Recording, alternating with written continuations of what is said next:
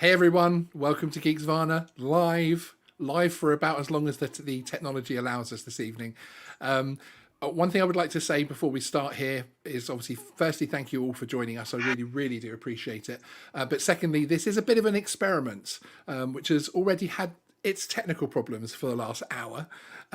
We are essentially trying to set up a system where you guys can call us on Zoom, which means you can call us from anywhere in the world on an audio call and be able to put your questions forward or just pop in and say hi. You know, you can. There's so many things you can do. We're also going to time those answers to 60 seconds, but we're actually having to do it all on Zoom at the moment. So I've brought my guests in via Zoom and you. So there's going to be a couple of little glitchy things which I will hate the look of, but I'm sure you guys won't mind. But yeah, so that's what's coming up this evening. So with me tonight, I'm going to be joined by my co-host Andrew of Drone Masterclass, one of our sponsors, and of Crowded Space Drones, and of course Ian in London. So this is Sean and Ian's April Fool's call-in show. So there you go. So the title should really tell you that this isn't necessarily going to be all plain smoothing. Plain smoothing? There you go. Plain sailing. So without further ado, I will bring in the other two to try and save me a little bit here. Hi guys, how are you? It's Ted. Oh, that's it. He had enough. That was the April Fool, even though it's past midday. Hi, Sean. Hi, how are you, sir? Good. Yourself? Hi, Andrew. Evening. Yes. So we're currently. I'm in Surrey. You're North London or Northeast London, up that way. Who, me? I'm North Essex. That's it. That's it. Still And then Andrew, you're in your office over in Belfast. I am indeed tonight. Wonderful, excellent. Well, thank you very much for joining me tonight. To keep us to our 60-second rule for answering questions, I have a little timer here, which, as you can see, will be we'll see if we're like, let's just start the timer again. Now, I'm going to put a link in the chat, which is actually a link to the Zoom call. If anybody wants to join that, you can. We're only going to bring you on audio, so it doesn't matter if you're in the background or if you have anything going on in the background. What on earth does that mean? We're going to pop that in the chat so you can come on and join us. Any questions preferably regarding drones, but you can ask me about my hair regimen if you prefer. I don't really mind, which is basically a buzzing every couple of weeks. But whilst we wait, and also you can also tag any questions you have with @Geeksvana in the chat as well. Just very quickly, thank you again, as I say, everyone for joining us. Great to see some of the usual names out there: Brantarials, Lynn Smith, KH Drones UK, hi, and thank you everybody as well who has watched my video that I put out today as well on the drone warrant issue, which was an interesting watch, I think, as well. So thank you very much for showing support with that. So I have a couple of questions, a couple of subject matters, shall I say, for us guys to chew over whilst we're waiting for any questions or callers to join us. The first one is actually the DJI FPV drone that everyone's been talking about, because obviously all three of us have that drone, which is very exciting, and two of us have it. Yeah, mine's in my bag down there actually. Now I've been enjoying it. Personally, I'm getting it's still in one piece, and it looks like both of yours are still in one piece as well, which is excellent. I'm yet to do much in manual mode, but how about you, Ian? Have you flown much at all with it? Zoom sports mode is just so much fun, and it's just like, yeah, I must try manual mode again, and it's like,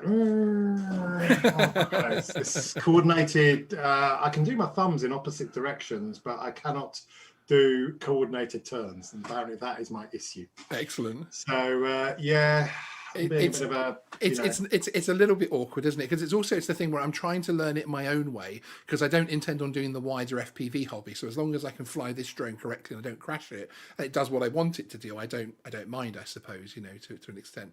How about you, Andrew? Have you had much success?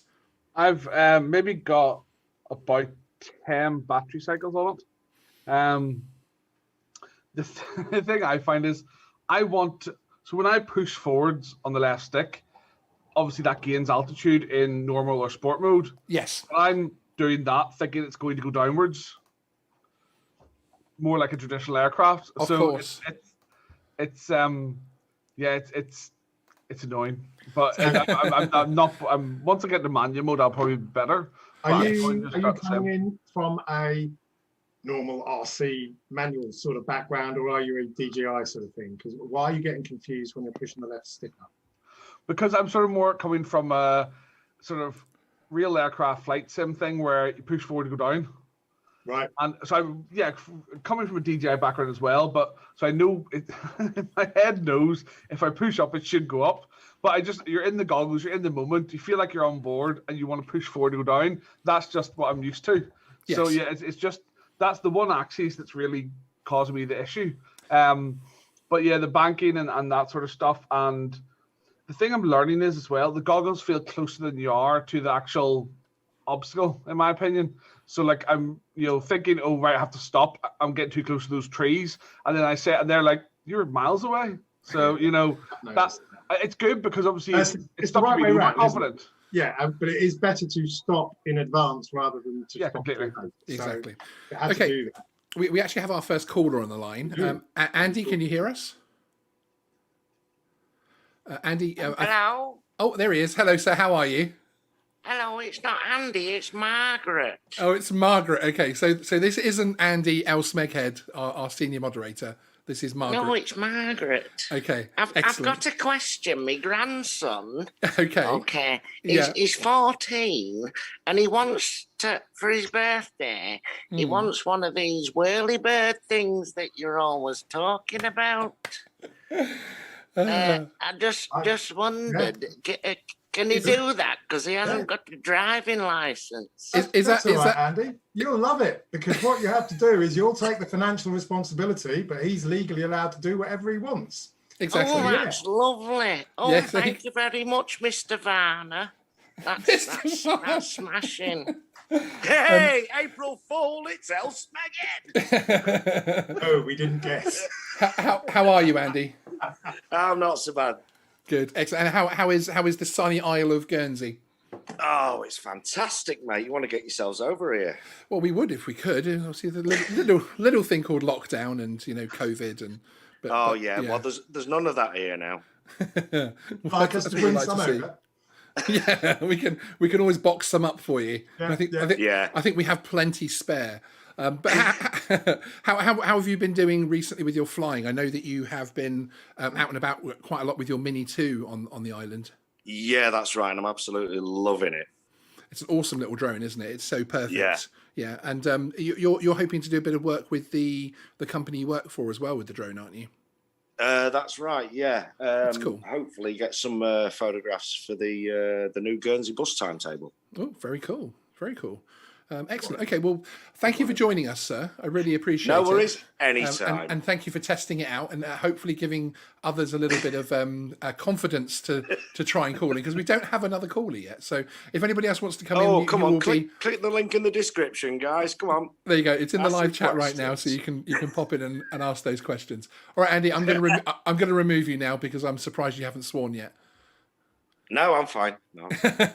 Cheers, buddy. See you soon. See you Bye. later, guys. Good show. Have a good show. Bye. Well, that's interesting. When I clicked to remove him, it didn't actually remove him. But there we go. Oh, am I still here? You are. Yeah, great. But there you go. Mute him. But I've muted him. Yeah.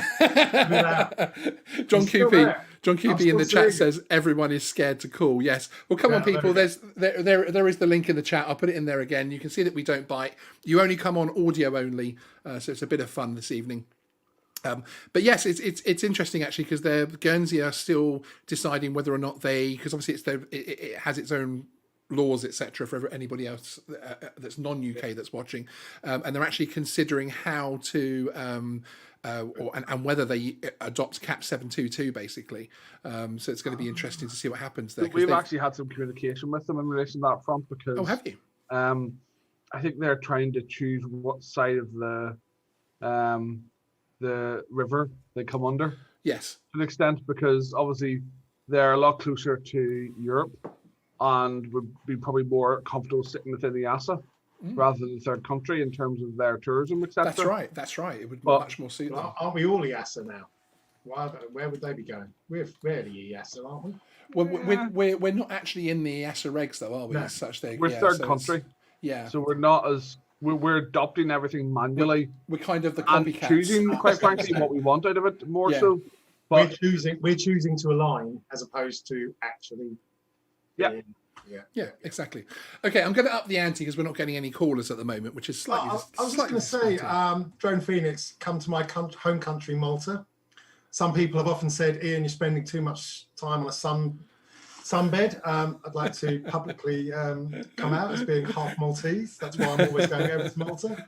And I had a brilliant time there last summer. I managed to squeeze in a nice little holiday. I think in between the first lockdown and the second lockdown, there was a little window of go on holiday, and I did.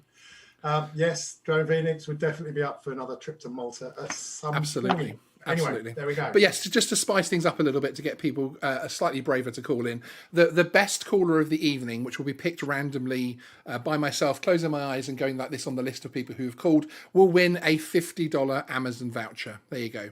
Ooh. So get calling. Everyone get clicking on that Zoom link so that we can answer a few of your drone questions, which I think will be good fun.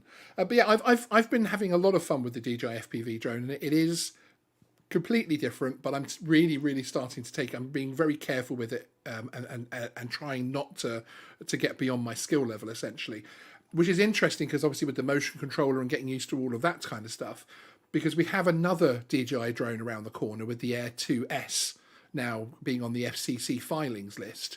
And there's the rumours that might actually work with the goggles and the motion controller. So perhaps I'm learning that kind of ecosystem for a good reason, basically.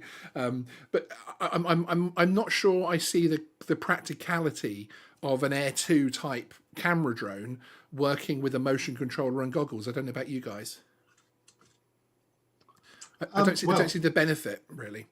Well, let's put it the other way around. Is the FPV good fun to fly in sports mode with the joystick?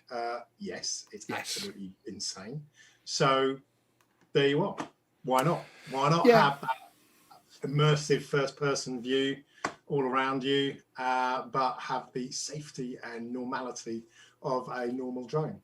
No, exactly. I suppose it could help from that point of view, and the motion controller might help if you want to get some very smooth function going on the camera as well. Some very just having it glide along, etc., and perhaps some more precise movements as well, which would be interesting. So yeah, no, it's going to be exciting to see what they bring out, because of course it's probably not going to have the good old C2 label that a lot of us in the UK would like to see. So I'm not sure what they could put on that drone that would actually prompt me to want to purchase it, frankly, because I think without being able to use my A2 CFC to full effect, I don't think I'm going to buy another expensive camera drone. Fast forward 2 weeks and I'm there unboxing it, of course, but as is the way, especially for us YouTubers. So, okay, we have another caller coming in, so we'll bring this one in. Let's just click here. Andrew, somebody thinks your office is a walk-in fridge. Yeah, we all keep our drones and CDs in the fridge. Okay. Shane. For those of you on hold, if you got the screen saying what you're waiting for the to be let in, just wait there a moment and we'll get on to you. So now we have our next caller. Can you hear me, sir or madam? You just need to enable your microphone, sir, Len. There's a little button in the bottom left, which Len, it's Sir Lenny Henry. Hello, can you hear me? Yes. Yes, we can hear you, sir. First time caller. Hello, Ian. How you doing, hello, man? hello, Andrew. Calling you from sunny Wirral. Lovely. Listen, I don't know if this question's ever been asked before, and it's something that's quite intriguing, really. I was thinking, do you actually feel that sometime, DJI may bring out the potential for actually, when it comes to return to home, that it could come back to the actual remote control? Now, I know Splash Drone, I think they do have that facility on there, The reason I asked that question, Sean, is because I do quite a bit of sailing. Naturally, yes. You've got a home point, and the actual drone is going to, I don't want it landing in the sea. And I just wonder, that would be a great feature. Yeah, I completely agree with you. It is an issue because, of course, even people who are flying on land will have that issue as well when they're moving around and remembering to have to reset the return to home point. Because an interesting one, isn't it, Ian? Because you could get a GPS lock of the controller, of course. Didn't the original Mavic Pro have an option? Oh, did it? Yeah, The Go 4 app. There's definitely an option in one of them that Yeah. allows you to do active tracking of where the controller is. That's it. Yeah, Ah. yeah. It used to be, and then they changed it to GPS based as opposed, but still on the remote control. Yeah. I'm sure that would, because I remember some people were like, no, the remote control is more accurate. Yes. Yes. But either way, I think it was the Go 4 app. Yeah, because I think wasn't that linked to whenever they first brought in active tracking things, where it would of you, so because you would obviously be moving, so they did go down that route, but obviously There was the their active feedback track. was probably- I'm sure I remember many moons ago seeing an option. Like a dynamic home point, which Yeah, is dynamic home point. Mike Jones I'm suggested. looking at my phone to try and switch on my 60-second timer because you're not doing Oh, it. whoops! There we go. It's a bit late now, isn't it? Well, you know, Well, just a quick one, Sean. Basically, I mean, you've probably heard of a drone like, it's called Swell Pro. Yes. That actually does return to the actual remote control. oh, that's excellent. And I'm thinking from a practical perspective, Yeah, if I'm on a boat and I'm doing sort of like, various shots of the boat while we're on the move, then when it actually, I wanted to return it, it'll come directly to me, like, yeah, it's a fantastic idea. So yeah, I think it would be a great feature if it could. Look, at the very least, have one of the customizable buttons to update home point. And that way you can be pressing that every 10 seconds. So Yeah, indeed. That's indeed. right. Ian. I know. Yeah. I've seen one of the police drone units that worked with one of the maritime police units. They actually had a handle attached to the bottom of the drone, so that they all they had to do was get the drone back to the general area of the boat, and then they would grab the handle and pull the thing sideways to turn their, which obviously works well with Mavics.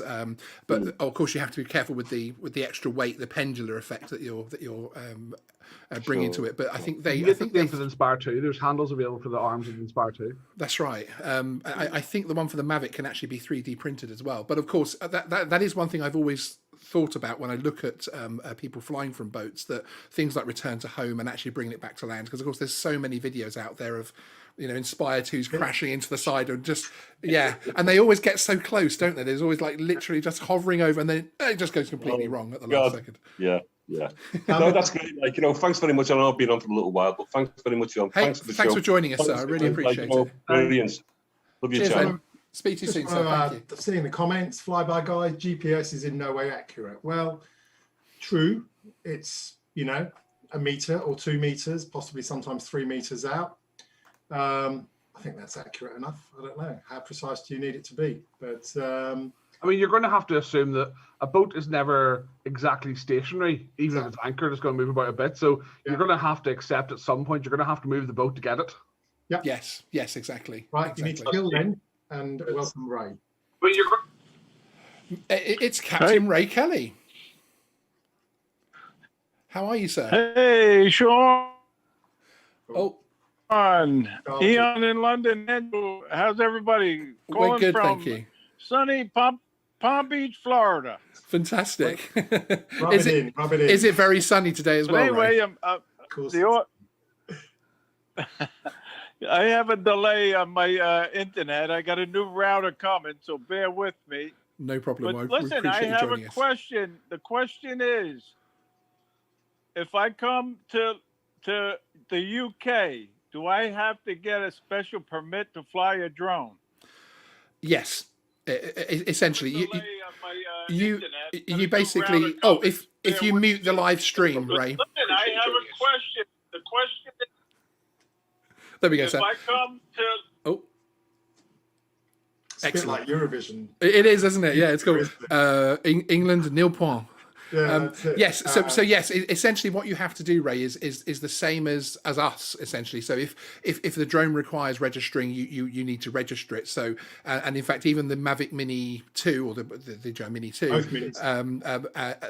they do now have to have an operator ID, which is the basic level of our registration. So you would have to have what you guys would perceive as drone registration, so a number on the drone. I've If got it's my FAA little number on my drones when I go over to the US. It's Very it's cool. much the same. Yeah. Very straightforward. Yours is better value, $5 for 3 years, I think. Ours is £9. for 1 year. Yes. So there you go. Which is a bit more expensive. If it's over 250 grams, there's also a 40 question a multiple choice test that you have to pass. But to be frank, if you're an experienced flyer in the States, it will be like a little top up questionnaire essentially, as far as distances and that sort of thing are concerned. But it's very simple to do, which I was really pleased to see that overseas flyers were able to do it. I think it's good because it's actually one of the questions when we were putting out the videos on the new UK EASA type regulations. A lot of the continental viewers were asking in the comments, what happens if I want to come to the UK to fly? Do I have to register, etc.? And we didn't know for a little while, so it's good that it's nice and simple. But so yes, so are you thinking of coming over and flying? Yeah, I'm definitely gonna get over there. I don't know about this year, but maybe early 2022. Yeah, well, perhaps we should have a UK spin up and get some of you US flyers over here as well to join us. That's Excellent. what I was thinking. You guys should definitely organize one. I think so. I'll definitely. be there. Thank you, Ray. All right, so thank you for joining us, Captain Ray. I really appreciate it. I appreciate all your support of the channel as well. We'll speak to you soon, sir. Bye bye. Okay, thanks. Okay, well that was fun. Let me just add those couple of names up here to our little list. So again, as I was saying, I've got a little list here of the people who've called in, and I will randomly select one of those with my eyes closed, like this, the good old-fashioned pick and choose, for someone to win a $50 Amazon gift card, because that's also celebrating the channel has now been on air for 2 years actually, which is exciting. So that link is in the chat for anybody to join. Yes, well, Canadians will be warmly welcomed, especially given your draconian drone laws. We all feel sorry for you. Do you think they're draconian? Do you? Because I know that they have an ability where they can, if it's is it under 250, you just have to fly safely, basically. As ever, if it's under 250, you're absolutely laughing. When the Mini first came out, the original Mini, Canada was one of the few countries that really benefited from a sub 250 gram drone. Back then, certainly in mainland USA and all of Europe, there was no differentiation for a sub 250 gram drone. But I do remember having a lot of chats with Canadians, and I did look into it because I did a little video on where can you fly the Mini now. And the Canadians really benefited because if it's over 250 grams, oh, it's nasty. Yes, So, indeed. yeah, Because it's interesting how some of the regulations have actually started to come apart a bit. I expected everything to come into one and us all to almost, sort of the Western world to have very, very similar drone regulations, especially because we're going to have things like much more beyond visual line of sight flights and commercial drones and, dare I say it, delivery drones. You would expect those companies to want the same formats wherever they are in the world, basically. So it's interesting that some of them are diverging a little bit, but I suppose the commercial side is actually becoming quite similar everywhere, isn't it, actually, to be fair. One interesting news story that I spotted today actually was, I don't know if either of you saw it, but it's actually where bees and drones are coming together, which was a really interesting one. So they have bees, which they're able to essentially train to be able to smell landmines, to detect landmines. And the bees will fly to where the landmines are, and then they'll fly off to the next one. One of the issues, of course, is that if you let this swarm of bees out on a field, it's tracking them and knowing exactly where they're congregating without some kind of aerial view. And that's actually what they're using the drones for now. So the drone will track the bees, and the bees will find the landmines and essentially will congregate in the areas, and then they'll use that data afterwards to check those areas to see if it's where the landmines are, which I thought was an absolutely fascinating story. I wonder if they're using the male bees, which are called drones. Moving swiftly on. I need a there, don't I really? But yes. Right. Let's have a look. So now, I did see one question earlier in the chat from somebody asking about when Ingenuity will be taking its first flight. We did release a video on that yesterday. It was supposed to be April the 8th, but it's now been pushed slightly to the 11th. and they're hoping no later than the 12th. The good news is the drone has unfurled and unloaded itself properly from the belly of the Perseverance rover. So the first drone is now able to be, wound up for its first flight. I know actually one of the biggest things they're worried about in terms of pre-flight is surviving the Martian night, because it's going to have to survive at least one night by itself, away from any protection of the Mars rover itself. So yeah, it's going to be. Yeah, it's going to be really interesting to see. I just want it to take off once. I know they want lots of flights over a 3-week period, but I'm hoping it will at least take off once. It'd be very, very exciting. Snowing on Mars? No, I don't think so. Although there is of course weather, but yeah, it's not snowing. So yes, so it's very interesting. Right, come on, people, zoom in. We want to hear you. We can see you if you wanted, but hearing is better. Yes, I'll put the link in the chat again. Yes, exactly. Some sort of nonsense. Now we're coming out of lockdown. Indeed. Somebody asked how many crashes have we had in the week since we've been allowed to fly. I saw that earlier up. Some of us have been flying throughout lockdown because we could. Yes. Thankfully, no crashes yet. Touch wood. Yeah, same here actually, and the one obviously that I'm more, well, I suppose the two that I'm more mindful of is the Inspire one, which is actually, it is taking some getting used to flying, and the FPV drone. Obviously, I'm happy they're both still intact for different reasons, frankly. But really, you could go, on the 1st of January. Actually, no, it was the 31st of December, because I was one of the believers that the new rules came in for the whole of the 31st of December, because there wasn't a reference of time in any of the rules. So yes. I went down to Finchingfield and I flew drone off the village green, and I felt all thug-like and rebellious. But it was actually quite boring, because what really rammed home was how toy-like, who feels threatened by that? Absolutely. And yeah. It doesn't make a noise. I mean, a little noise, and after it's gone for 20 meters, you can't hear it. When it lands, you catch it, and if anyone's looking, they're like, really, what's that? It's a tiny toy. So I suppose with regards to the general public, not getting all, you're not allowed to fly that bloody contraption here. You've got two extremes, haven't you? You could go for the toy look, which is so harmless, really, or you could go the other extreme, and you could do your Inspire. And have it look like a complete model helicopter. Yes. And they'd be thinking, well, my God, that's so bloody big. He must be allowed to fly it. Yeah, exactly. Especially if you don your little green fluoro jacket as well, then you look official. You do exactly. Yeah, the size of the Inspire does help. I flew the Inspire in the same park that I flew the FPV drone, and the FPV drone definitely got more attention from a wider audience in the park, whereas it was just the people really close to when the Inspire just, it literally sounded like someone started a strimmer behind you or something. So I think they were just checking for their own health and safety, frankly, to see what was going on.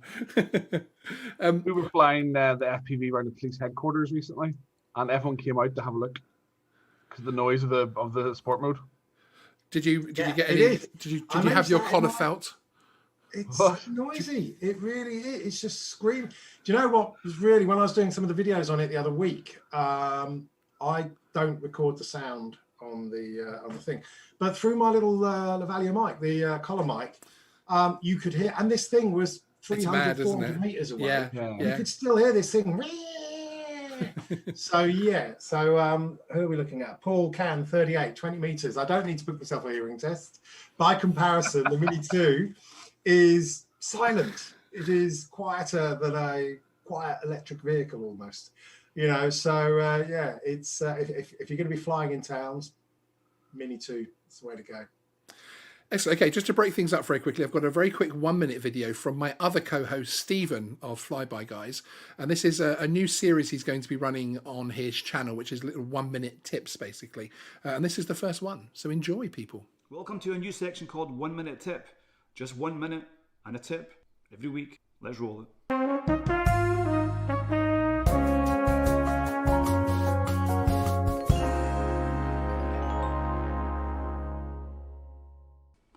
Are you opening your drone shots like this?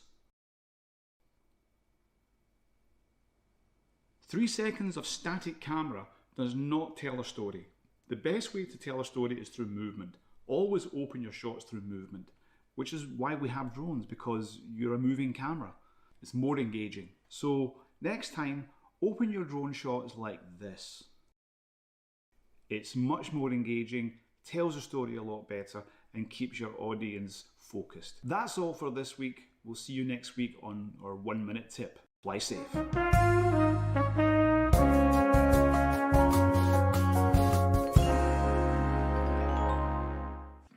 Okay, so there's a link in the description to Stephen's channel, Flyby Guys. Everyone head over there and subscribe. As is there is a link in the description to Ian's channel as well, of course. And whilst we're talking about links in description, you can also this chap down here who is one of the faces of Drone Masterclass, dronemasterclass.co.uk, for your A2 CFC and GVC. At the moment, you're getting a free T-shirt and printed ID card for sign-ups, which is excellent fun. So yes, but yeah, there's a link in the description to go and check out those courses. The A2 CFC, is that still at $79.99? It is, yes. Which obviously is a marvellous value. So I recommend that course, especially now we're coming out of lockdown, and we must be getting some C-class drones coming soon. But I do have a video coming on that next week, as far as how far away or how close they might be. But Well, come on, tell us. yeah, Somebody we'll needs see. to call in and ask. Well, Yeah. we actually have a couple of callers, and we have one that I'm very keen to talk to. Is it Vernon? Mike, if you could hang on, sir, I'll be with you in a couple of minutes. But I'm going to bring in Lindsay Hayes. Hello, Lindsay. Good to hear you. If you can hear us. Unmute. Oh yes, you need to give the microphone permission on the bottom left of Zoom, and join over internet. I think it is for the audio. I'll let you have a play with that while you're working that instruction out. Lindsay is one of a handful of my, I wouldn't call them sarcastic in a bad way, but sarcastic in a very funny way commenters. They always find a very funny element to my videos to comment on, which always sometimes brings a smile when I really need it. And that's excellent. Now if you press the audio, the little microphone on the bottom left again, and it will unmute you. In fact, I think I can actually bring a thing up on your... That should have given you a message to unmute. There we go. That looks like I'm unmuted. There. Lindsay, how are you, sir? I'm very well. Gosh, it looks really weird doing this. It does. I've got a question for Andrew. Excellent. Which is about SSSIs. Have I got the right number of S's in there? I think you did. Yeah. I think Anyway, that they was perfect. used to be things where if you wanted to, well, you couldn't fly over an SSSI without getting permissions. So the question Absolutely. is, does that still apply? So, again, under air navigation order law, essentially, unless you commit one of the other offences, that you can fly over one. I mean, the issue is there is no reasonable test in law in terms of what will disturb wildlife. So we sort of need someone to be the person who goes through and gets prosecuted potentially or gets off with it, because there is no standard legal test to say if a drone will or will not disturb wildlife. Therefore, there's no restriction you flying overhead. Yes, they've got their own rules, but I have not seen one to date in law that references any form of drone. There's Brilliant, policies they have, but there's nothing in law. Yeah. So here in Herefordshire, in the Wye Valley, the Wye itself, the river, is an SSSI, and it goes in great big loops. So there are lots of places where theoretically you wouldn't have been able to fly it. And I'm glad to say that I've been ignoring it recently, and I haven't been prosecuted at all. Remember, the new rules are essentially keeping away from people. All the other bits were taken out. Depending, obviously, Yes. the distances around based on type You of can drone. get So you can get specific bylaws, can't you? On some of these SSIs that actually which will have. cover you for takeoff and landing. They're not going Yeah. to cover you in flight. That's right, because we have one. There's a very large common land near to where I live, and that does have sort of nesting this and nesting that, etc.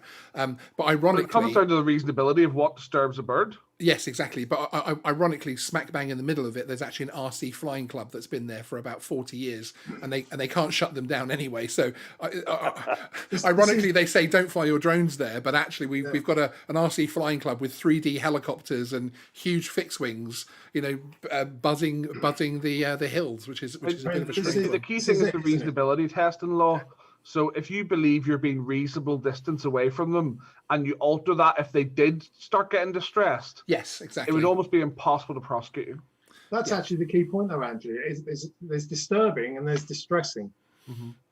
When part of my house was being built, a load of swallows decided they were going to make a nest 2 feet from where most of the building work was going on, and all through the summer, as the builders were banging and crashing, swallows were just zipping backwards and forwards, ignoring us.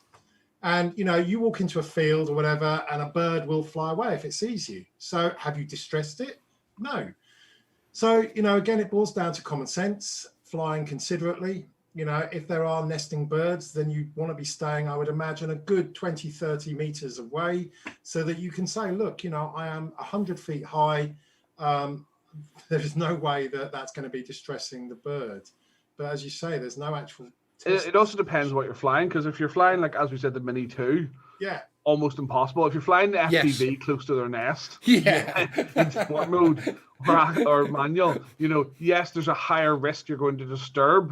And obviously there is the specific law for anywhere for the nesting birds bits, but I would. Remember, it will have to go to court. It will have to have a judge say what was reasonable in the circumstances. That's right. So, if you say I did this because of this, so if you have a plan in your head of if you do start hearing them, chirping a lot, or they do start coming to the drone, you move away. And that is reasonable. This is not a legal opinion, but I believe that is reasonable in law to say you accommodated it. I mean, I got hauled up by one subscriber saying how I was on one of my FPV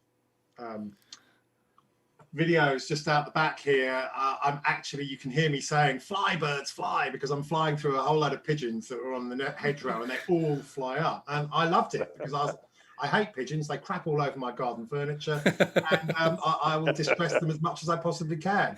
Could I be prosecuted for that, though? I don't know. No one has prosecuted me yet. But, you should try prosecuting the birds instead, Ian. They're not allowed to crap on your famous on your famous picnic table. On my little table. Or in Ted's head. As much as I can. If I exactly. It actually reminds me a little bit of one of the first videos of Ian's that I watched, which was the whole National Trust flying and the flying over at Stonehenge, etc., and that type of thing, which was a fantastic video because it was one of those ones where someone's actually putting their balls on the line, as it were, to say, look, this is actually what I do, and this is what the law says, but this is actually what I do, and this is what National Trust say, etc. And I think it is trying to tread that line. But it sounds like you're doing the right kind of treading there, Lindsay. So certainly well done. Oh, I tell you what, I reckon that my Mavic Mini is a lot safer than a canoe, and there's only one thing I've got to be really careful about, and that is peregrine falcons, because they come at you at 200 miles an hour. Absolutely. And I don't want to shred a peregrine. No, absolutely. I completely agree with you there. I think that should be I think that should be the new title of the show when we finished. I should replace the title with "I don't want to shred a peregrine falcon." I think the drone will come off worse, to be honest. But yes, indeed. It's quite funny when I was doing the FPV. Stuart actually said there's a buzzard up there, and he is near you. So I didn't want to have an argument with a buzzard. No, there we go. I've got not a good argument to have. Really. Cannot join the Zoom. Yes, he can't call in, but he has a question. Right here, yeah. Indeed. Well, thank you very much, guys. It's brilliant. Lindsay, thank you very much for supporting the channel. I do appreciate your comments, and they do often bring a smile to my face. And also, you're one of the important commenters on the channel that keep my feet on the ground as far as getting carried away with these drone regulations too much. So I do appreciate I do appreciate the checks and balances that are there. It's very good. And can I say one thing to Ian before he goes? Is I used to live in Valletta. Okay, so this is about 65 years ago. Wow. The good news is, Ian, I'm not your dad. Sadly, I know that. But, what a great line to finish on. Thanks, Lindsay. Thanks a lot, guys. Cheers. Bye-bye. Bye now. Very Valletta is one of the most beautiful cities. It really is. It's what Oh, that's ancient excellent. Egypt, I think, looked like before. Okay, I will come back to the question that's in Anyway. the chat from CME, but we're just going to admit our next person, who is Mike Drennan, and let him come in here. There we go. Mike, how are you, sir? He might have been on hold for a little while, so he might actually have fallen asleep. I'll leave you live there, Mike, if you can hear us. Oh. Do we have Mike from Area 51? Oh.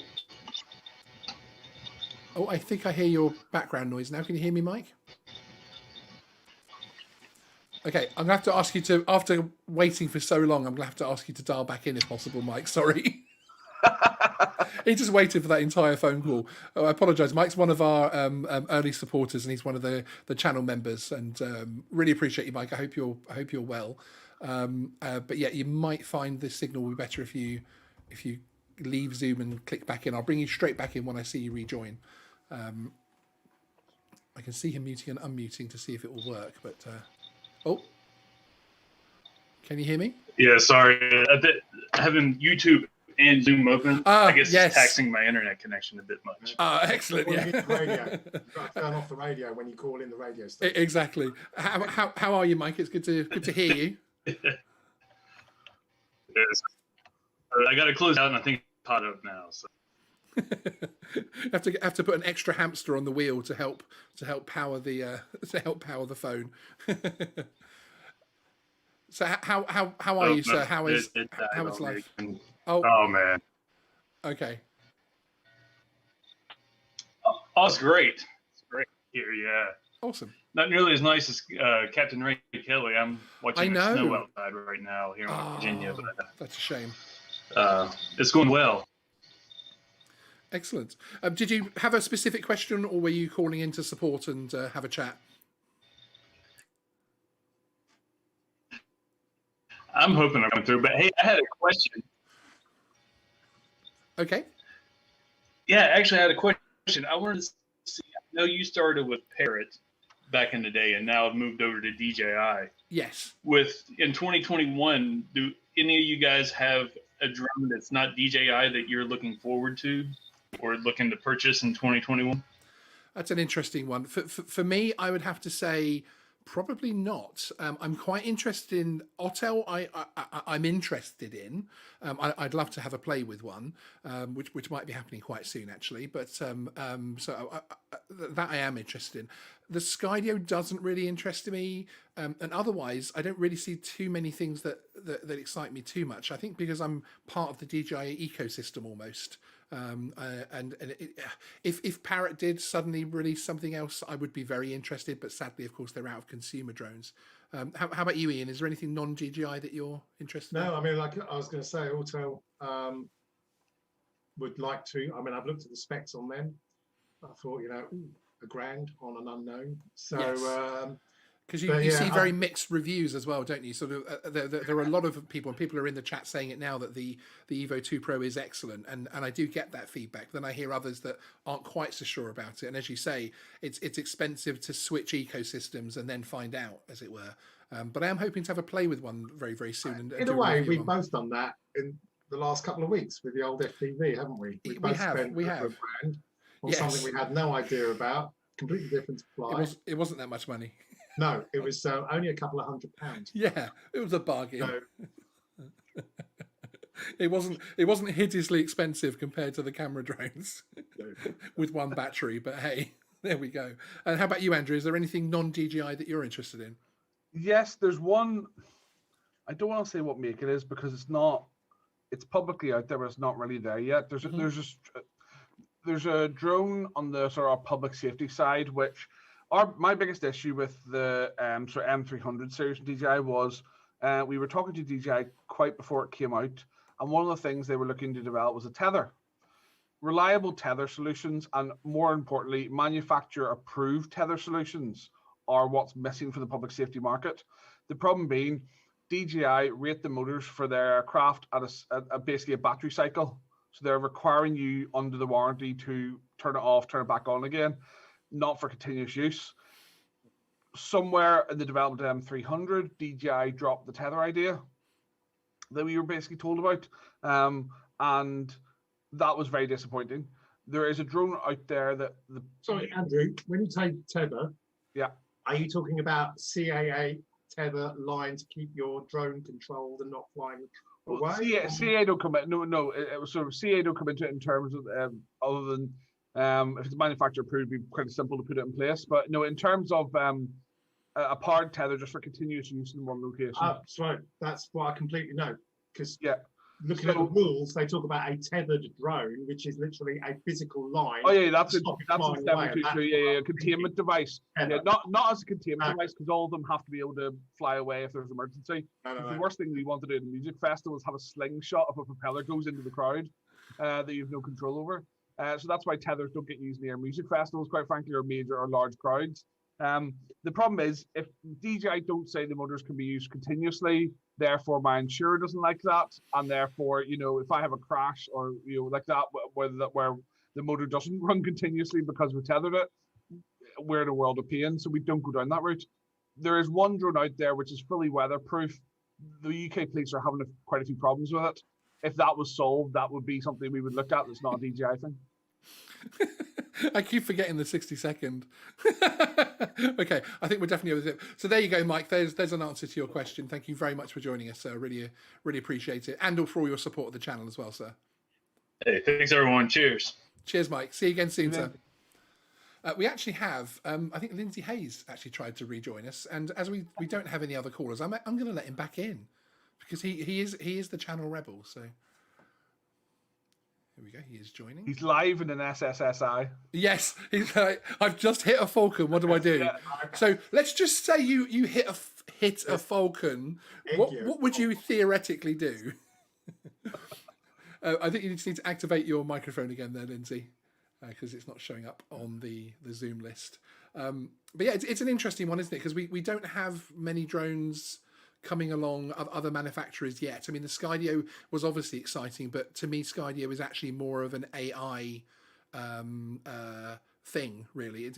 I don't see Skydio necessarily as a drone company. DJI have a lot of might, and they can just throw things out before any class markings, etc., come in, whereas some manufacturers may not have the might to do that and are concentrating on that side of things. So, you know, maybe there's a sort of a lull because the smaller ones want to concentrate on something that's compliant coming out quickly as soon as it's out.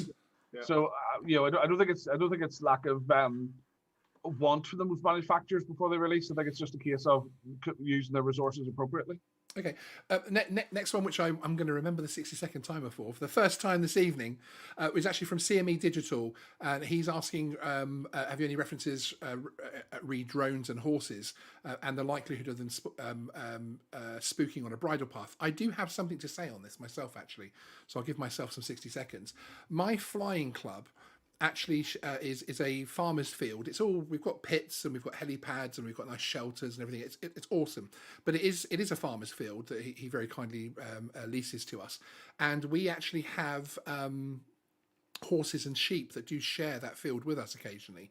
I have to say that when I first joined the club, I was a little bit worried about it. I was a little bit concerned, but they pretty much stay away from you, and I've in the end, I've actually ended up getting some nice cinematic shots of these horses sort of walking along in the field, etc. Again, if you're just not getting too close, but I'm staying, you know, I'm only probably 30 meters away from them, to be fair, with a zoom on the Anafi, and got some really nice shots. So I would say it's definitely something to be careful of, but I was surprised how hardy both sheep and horses were. But again, it depends if they're pregnant and those sort of things as well. So.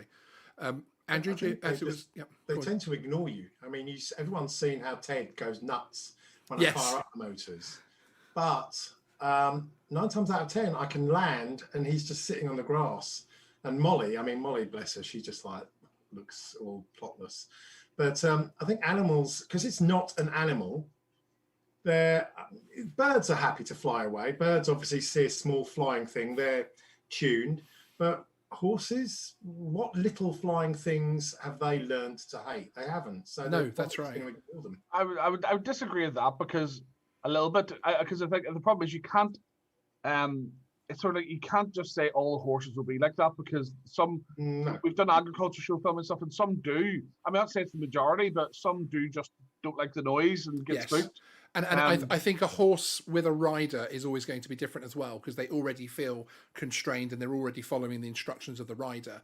So I would stay well away from a horse and rider, certainly. Yeah, I have annoyed the Queen of England by flying which meant she couldn't ride her horse because the horse wasn't a fan. Well, there you go. That sounds like a story, doesn't it? Was that from your Royal Parks contract? That was it. That was in an official capacity filming at Windsor Castle. Yes, because you filmed the Queen's speech one year, didn't you? Yeah, I've done a few things. Yes. So okay, we have another caller coming in here, Jeff Sills, who is a name that some of the British crowd might not know. But of course, Jeff is the newsman over at the drone newsman over on Ken Heron's channel. Jeff, are you there, sir? Oh yeah, I figured if you guys are going to be answering drone questions, as a news person, it behooves me to bring to you guys something that I feel would provide challenge or tasking. I didn't want you guys to get away with this scot-free and easy. Get away with it lightly, yeah, exactly. You just wanted that $50 voucher, didn't you? Come on, you want another talking Deadpool head or something to add to your collection. This is actually all right. So here's my question for you guys. We have seen in the past 2 years the growth of the drone industry exponentially in areas such as agriculture and police, and in farming and in shipping and every different aspect. And one of the things that people get excited about is the idea of drones carrying people and moving them around. And we've seen companies like eHang and others that have built successful models that really do look fairly safe to be able to do this job. So my question is, a country like England, which you don't need a car in England, you can get away with public transportation, with getting to most places, trains, buses, etc., right? So with the introduction of a flying taxi, how do you think a vehicle like that will introduce itself into, say, England or Paris or these places that are very congregated and complex? Yes. Okay, can I take my 60 seconds first, and I'll give you your 60 seconds after that. Okay. Firstly, as a typical American, you are making so many assumptions about Britain. Our public transport isn't that good. And actually, if you live more than a couple of miles outside of a town, you really do need a car, which is why we've got such awful traffic. But yes, I concede the principle is there that we do have a public transport system that should be able to get us around without needing a car too much. Certainly within metropolitan areas. Certainly if I lived in London, I probably wouldn't own a car these days. I'd probably hire those daily ones. As far as what I think the eHang style drone taxis could be good for, would be the airport runs. So bringing people from vertiports, heliports just outside of London, taking them, and even in the city, taking them out to the City of London airport or to outside London to Heathrow airport. I think that could be a really, really good use of those particular types of drones. There you go. I'm under 60 seconds. And Andrew, would you like to? I mean, all I would reference is the first person carrying capable drone in the UK crashed and caught fire in front of 10,000 people. So confidence here maybe not as high as you think.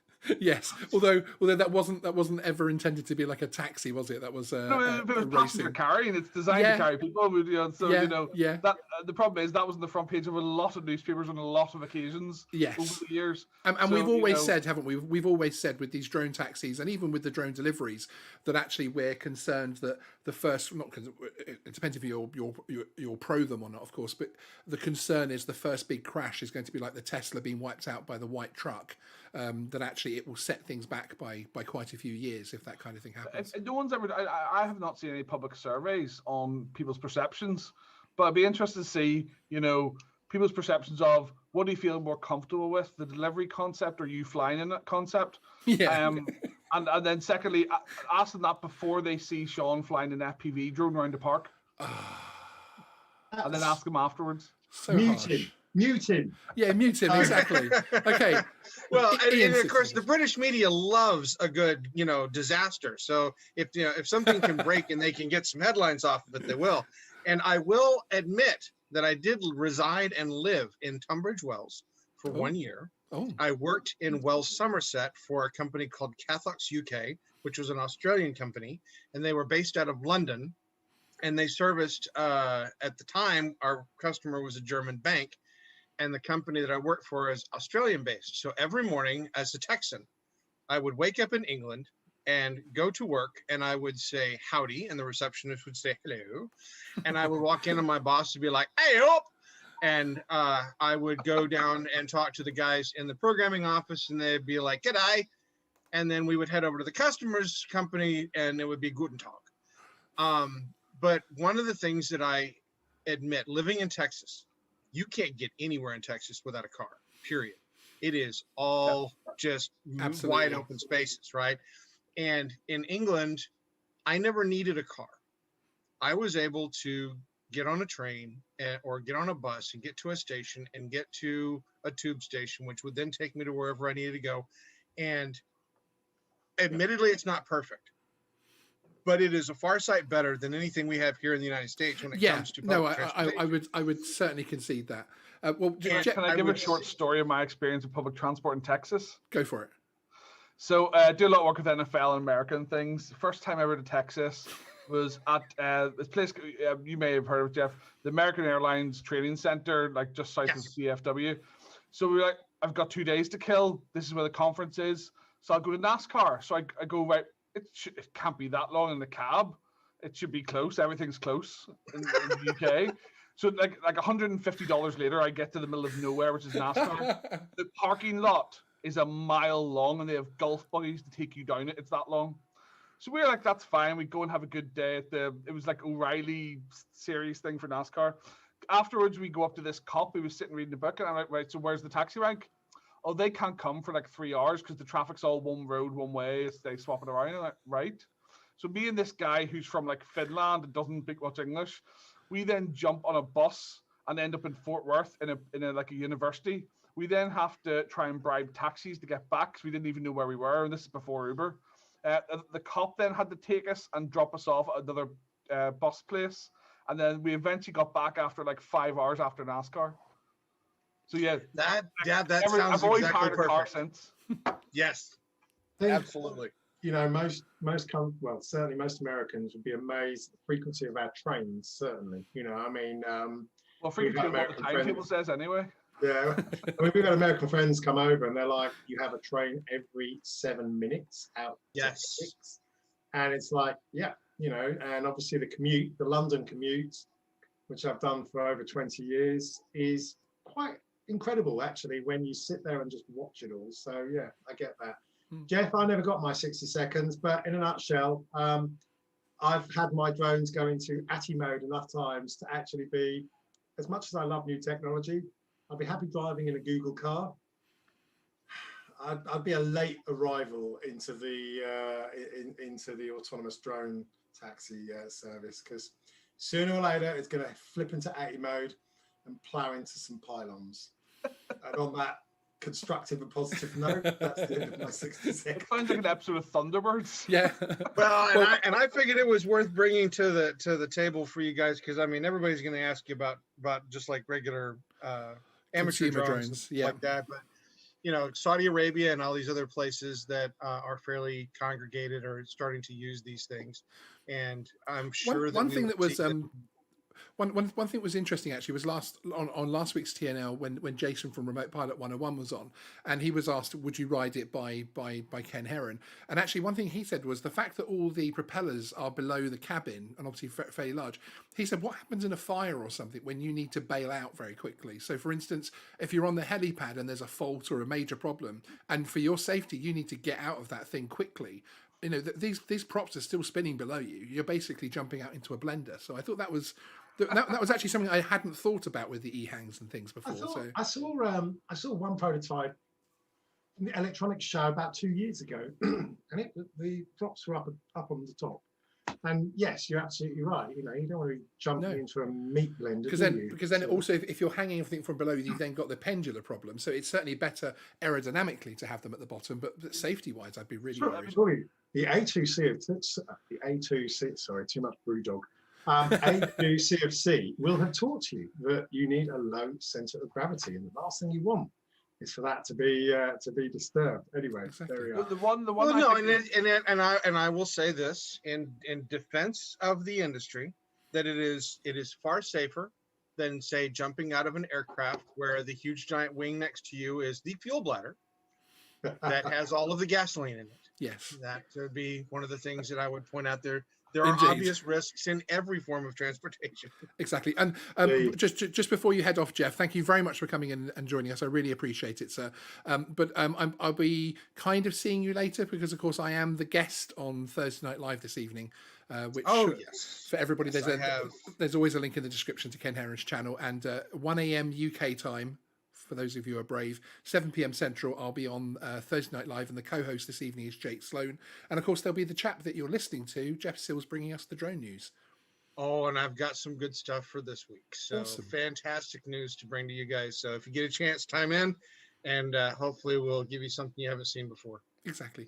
Wonderful, Jeff. It was great to see you, sir. Always great to see you, and we'll speak to you very soon.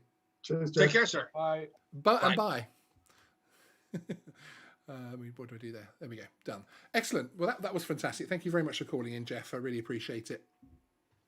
So yeah, it's an interesting one with the whole drone taxi side of things, because there is that thought process of also, if something goes wrong, do you give some kind of control to the person sat on board? And of course, that person has no idea how to fly, so no is the answer. And you know, the whole thing of what happens if is still a big mystery there, because of course nothing mechanical is foolproof for sure. It's going to be interesting because there seems to be a lot of money being ploughed into those things at the moment. So Ian, what do you have coming up on your channel next? I'm going through the slightly torturous process at the moment. I've got a nice new laptop, okay, and I'm now learning a new video editing software. I'm finally sorting myself out with Adobe Premiere Pro. Awesome. I've had it last year. Keep trying to dip my toe into it. Keep failing hopelessly. But on this laptop, I wasn't able to install my my old PowerDirector 18 editing software, and I was like, time to sort yourself out and use a proper bloody editing software. So I'm actually doing a nice little video on smoothing out some of the things for the Mavic Mini 2, sorry, DJI Mini 2. Got to get it right. But I'm only about 3/4 of the way through editing it, and I've been editing it for the last week and a half because it is so different. I don't know if anybody's got experience with Premiere Pro. It's not straightforward. It is a bit of a learning curve, but I'm having fun. So yeah, not a lot coming out, but hopefully in the next few days I'll finally get that new video out. Otherwise, yeah, playing more with the FPV. Very cool. And doing a little bit more on the Mini 2. They're the two drones I'm focusing on at the moment. Well, we've got quite a bit coming up over the next couple of weeks. I've also got the move to the new studio happening, which is sort of about 40% of the way through. It's stalled a little bit today, but hopefully that will all be up and running next week, and some new content produced from there, which will look exactly the same. With just a slightly different wall in the background, but I'll be happier. So that's all that really counts, isn't it? So the fact that I'm happy is all that counts. But it will allow us to do some more varied content, including unboxings and that type of thing. We've also got another drone insurance focused video coming out tomorrow, courtesy of our other sponsor here, moonrockinsurance.com. There is a link in the description to get your drone insurance quote, which is actually Drone Insurance 101. And in that video, I'll be explaining essentially all of the options that you have as a hobbyist through to commercial, the highlights, so hence the 101, the highlight options, everything from relying on the manufacturer return refresh type programs, all the way through to gaining tens of millions of public liability insurance for commercial work. So as I say, thank you very much to one of our new sponsors, Moonrock Insurance, moonrockinsurance.com. There is a link in the description, but that video will be premiering tomorrow, I think, in actual fact. So On that, it's quite funny. Weeks and weeks ago, I filmed I kept getting asked questions on commercial, and I filmed a video, and then the FPV came out, and that wiped everything, and I finally was getting around to editing the video on exactly what you need for commercial, and I was making reference to a lot of pages on the CAA website, because obviously, whilst the rules now don't differentiate between commercial and non-commercial, you do still have the requirement for commercial insurance. Absolutely. And it's not fully clear Yes. when is commercial, not commercial and the like. And that's right. CAA website used to have fantastically clear guidance, and it was basically down to, is it client-based? Has a client asked you to fly? Is there Yes. a contract in place? Then it's Exactly. commercial. Yes, exactly. If you are flying recreationally and you subsequently decide to sell some of that footage or photo, it wasn't commercial. And I was making all these references to the website, and the bastards changed the website, took it all down. And I actually emailed the CAA and I said, at the top of this page, it says, this page gives guidance on the clarification and definition of what constitutes a commercial flight.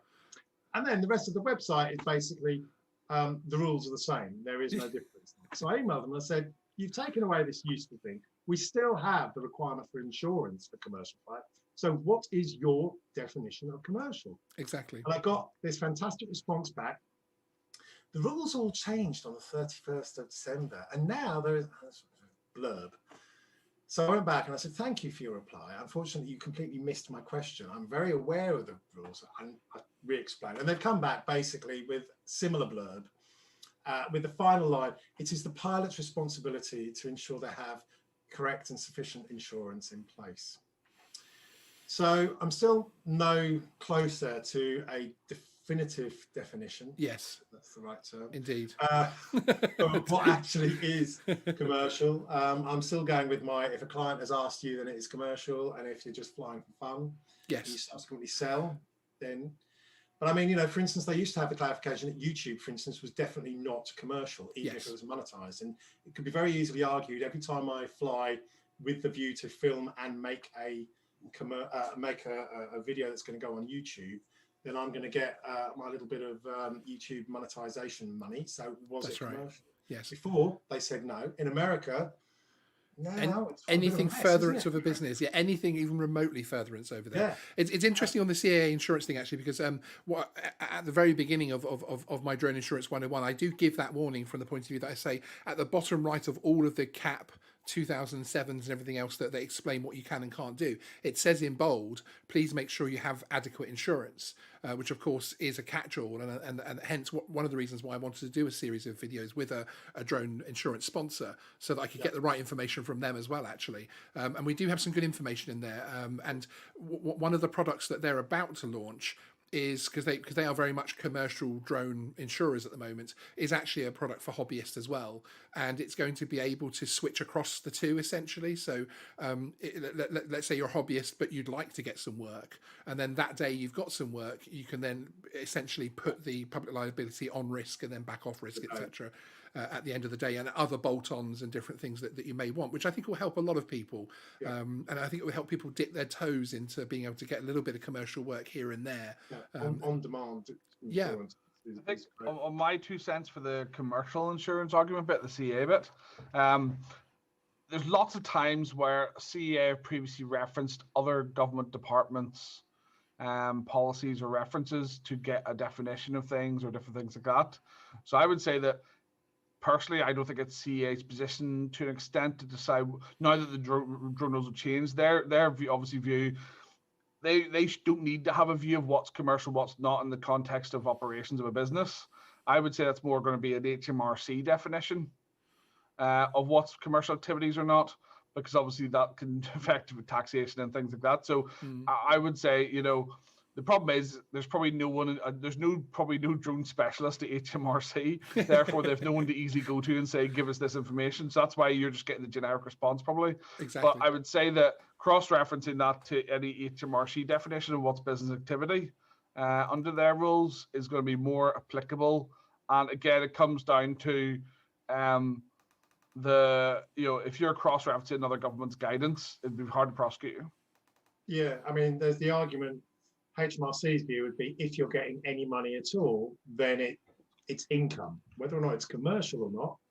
Meh. Yeah, that's right. It is income because there wasn't the differential, and as you said, the previous at least there was that thing of is it a contracted? Do you have a contract before you fly your drone? If you do, it's commercial. It's the commercial activity bit, because HMRC will not link commercial activity necessarily to financial income direct as a result, because HMRC will also, for example, state against what the CEA used to state. The HMRC will state that any benefit is deemed as commercial income.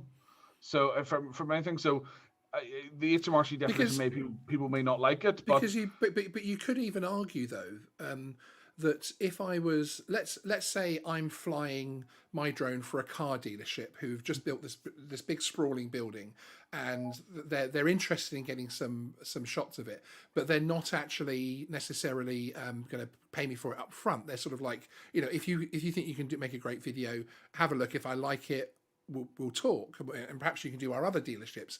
If I fly that, obviously I'm flying it without a contract, so I'm not being paid for that flight, but surely I would still need some kind of insurance for that from a public liability point of view, because I'm operating. That's just it. I mean, just to answer Len Hartley's point here, let's be clear, Len.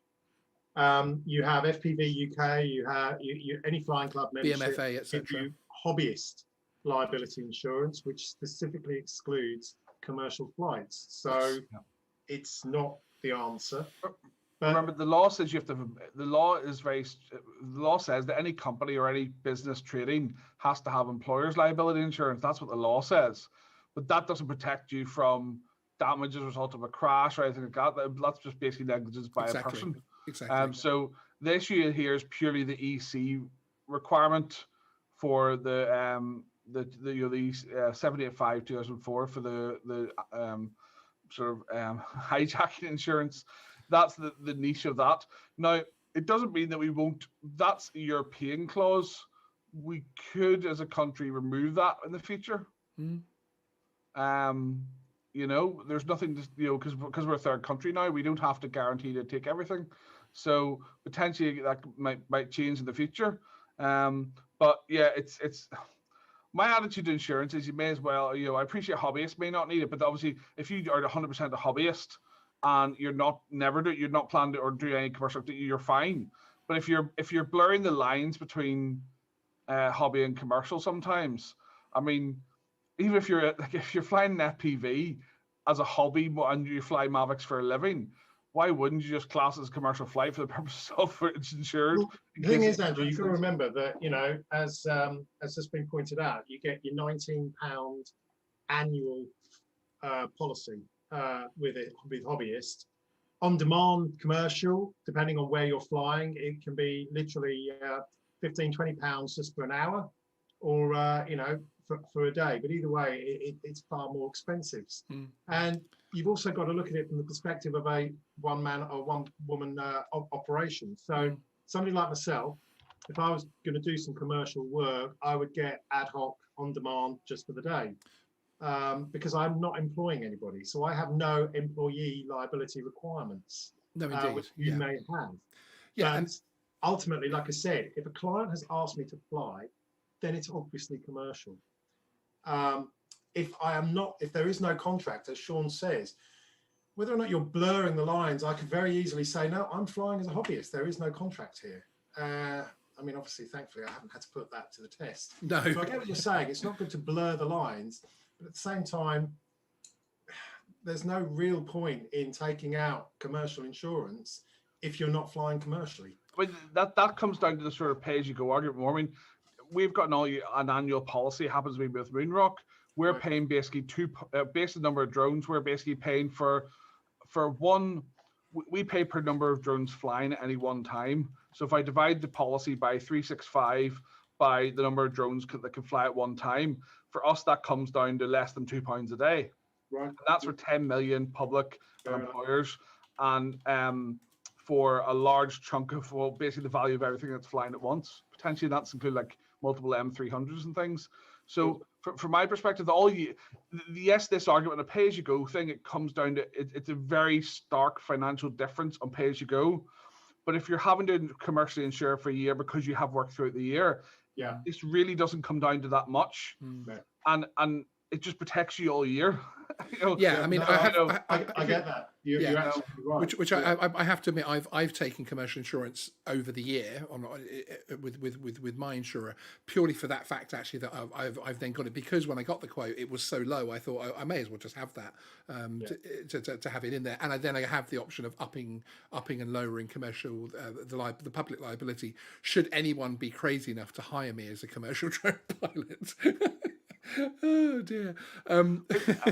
I think the insurance is always a sticky one, but yeah, there's lots of people who you'll find in forums who have relied on, thought that it wasn't that relevant, but as soon as they then claim for the first incident, they realize how valuable it was. It's one of those, insurance is never necessarily nice to have. It's always one of those necessary evils.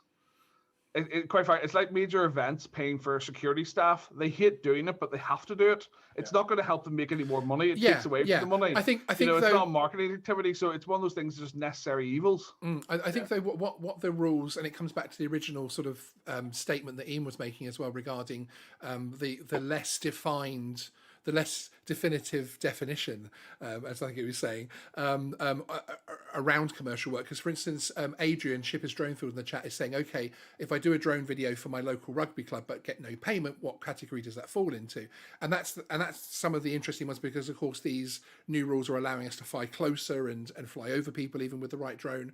And so, therefore, we are blurring what would have been the old lines.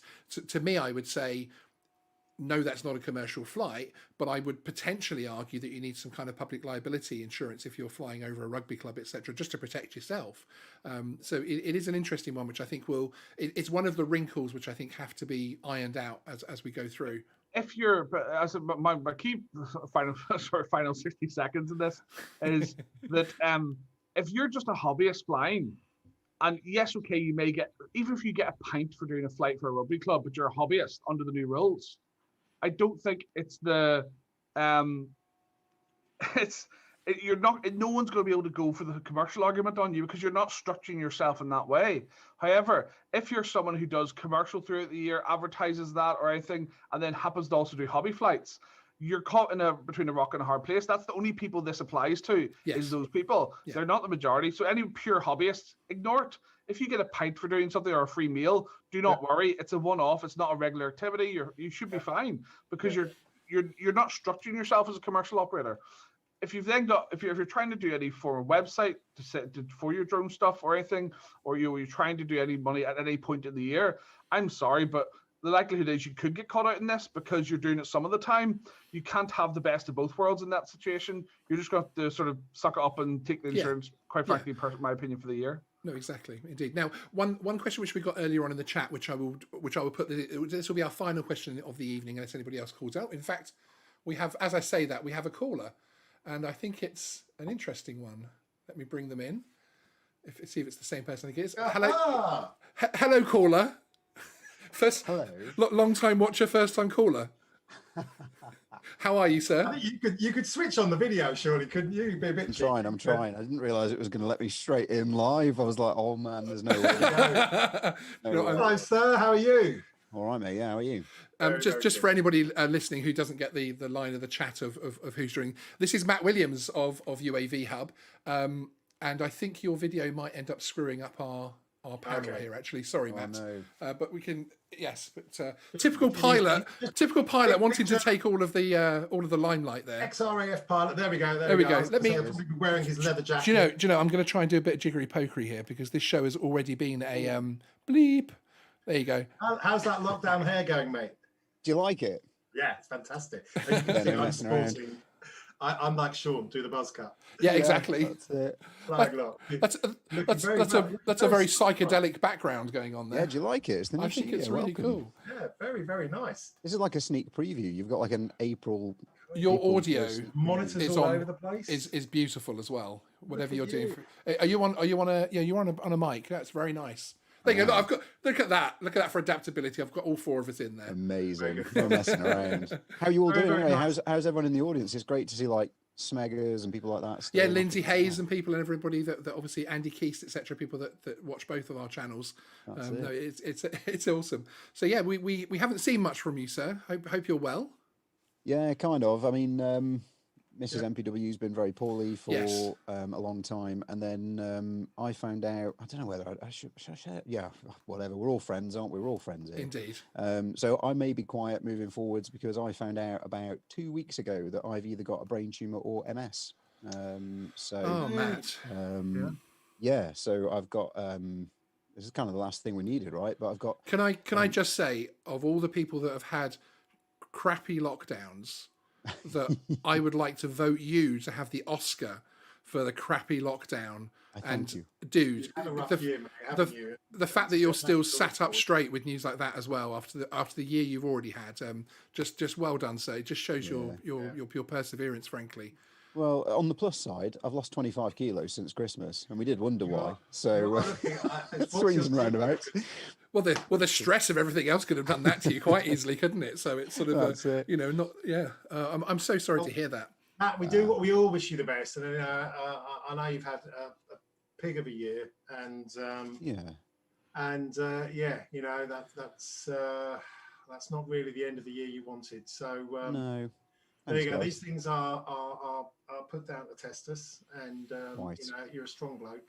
We'll come back stronger, eh? Exactly. The very best from the bottom of my heart. I really do. Thank you. Well, we'll know more this time. Well, this time next week. I'm having my my MRI, contrast MRI, next Thursday morning. And then I guess see the consultant and go from there. But no, thank you for having me on. I just thought I'd come and say hello. Yeah, no, it's fantastic. Do you know of a few of the people that we said, especially when I was talking to Andrew preparing it, we said, I wonder if we'll have X, Y, and Z, and we did actually say, I wonder if Matt will pop on, because it's like we know it's the kind of thing that you'd love to like, woo, I'm here. Hi. Yeah, that's it. Just like swan dive in and then like drop the bombshell and then disappear. Typical pilot wanting to come in and steal the limelight. I don't know. That's it. Well, you've got my number, etc. Please keep me informed, let us all know. It isn't the same without Mr. MPW videos dropping. We miss you, Matt. We need the aviation show as well, frankly. Yeah.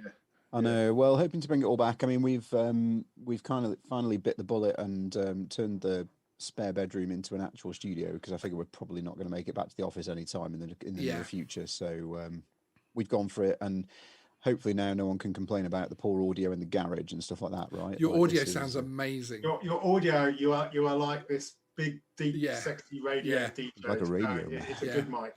That's it. There are if drones and aviation don't work out, there are some other things that your background and audio could suit. Thank you. That's as far as I'll go there. I mean, it's already been one of those. We're after 9 o'clock now, aren't we? But it's already been one of those shows tonight. But yes, we'll go down that squirrel.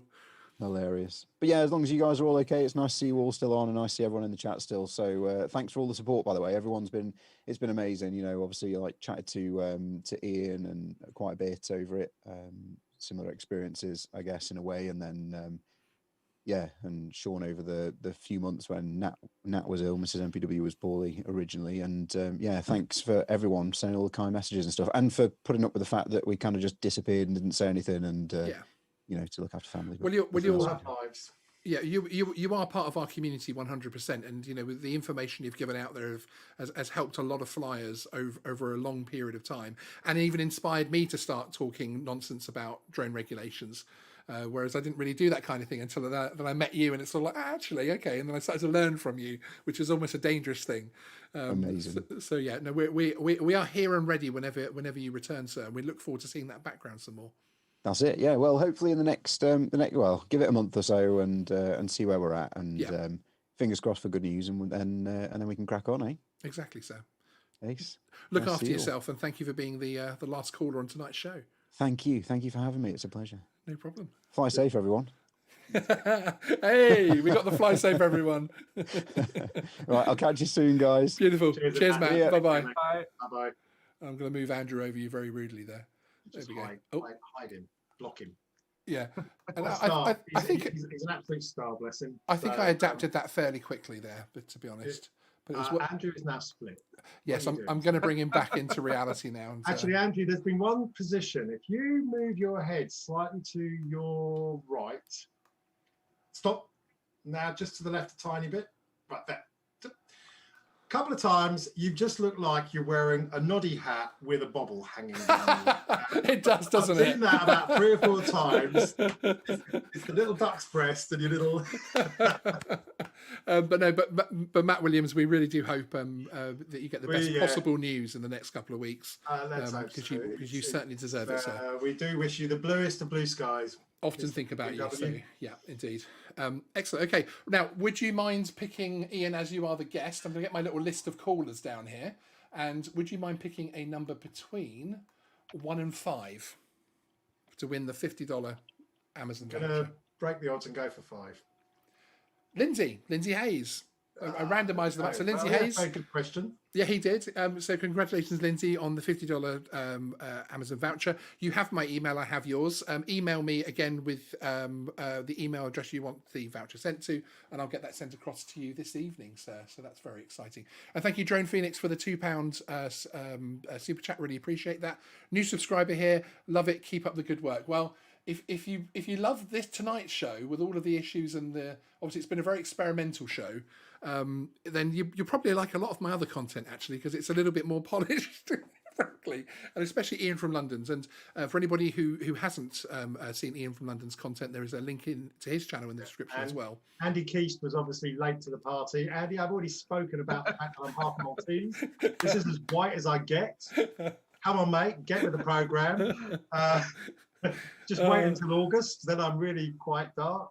And also I've got very beautiful lighting. That's exactly. And whereas I just turn my ISO down so you can't see how many. Look like you're lurking in some dark. Yeah, well that's one of the reasons for the new studio as well, actually. And it is a white wall behind with the big Geeksvana logo on it and things like that. So it's a lot brighter and yeah. So I'm really looking forward to it. Actually, have I mentioned that I'm looking forward to it? It's we should almost have a drinking thing of how many times I mentioned studio in an hour, shouldn't you? Have a drinking game. So, but excellent. Well, so thank you very much for joining us, Ian. We'll have to do this again soon. We'll have to do the Q&A thing again soon, especially whilst we polish it up and everything and that type of thing. Thank you everyone so much for joining us. Thank you, Andrew, for being here.